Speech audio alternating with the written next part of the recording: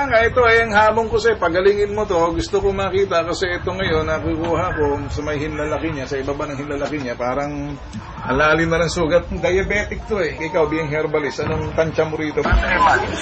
3 months. Tingnan ko nga kung talagang mabisa yung herbal mo. Hindi ko na pagalingin. Magre-resign ako. Sige. Okay, sige.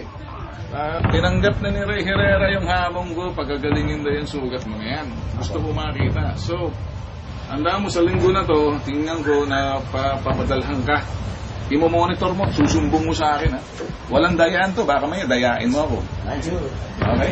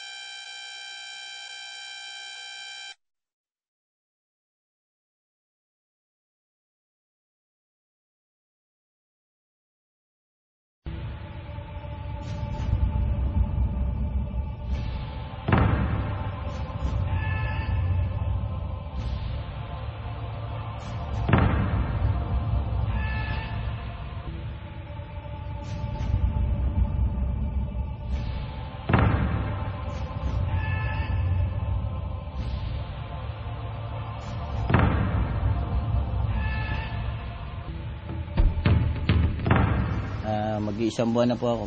At yung aking pong sugat sa ilalim ng talampakan ay bumababaw na ang lalim ng pagkakasugat.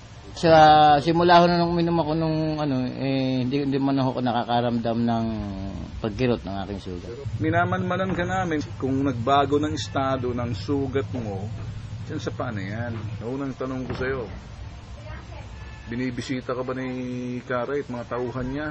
Tapos sa gabi, kinakausap ka, minamasahe ka, sinusuhulan ka ng pera. Wala ni isang tao na bumibisita sa pamamahay ko at kahit sino ay wala pong kumakausap sa akin na kung ano ang nangyayari sa sarili ko. Ang nagtatanong lang po sa akin ang aking mga kamag-anak, ang mga kaibigan ko na nakita po ako nung nakita sa television kung ano po ang nangyayari sa akin. Hindi ka ba kinagapang ni Karay at binayaran, kausapin kami rito, talagang sinisiguro na umigi kasi nakataya rito ang negosyo ni Karay? Wala pong kumakausap sa akin. Wala.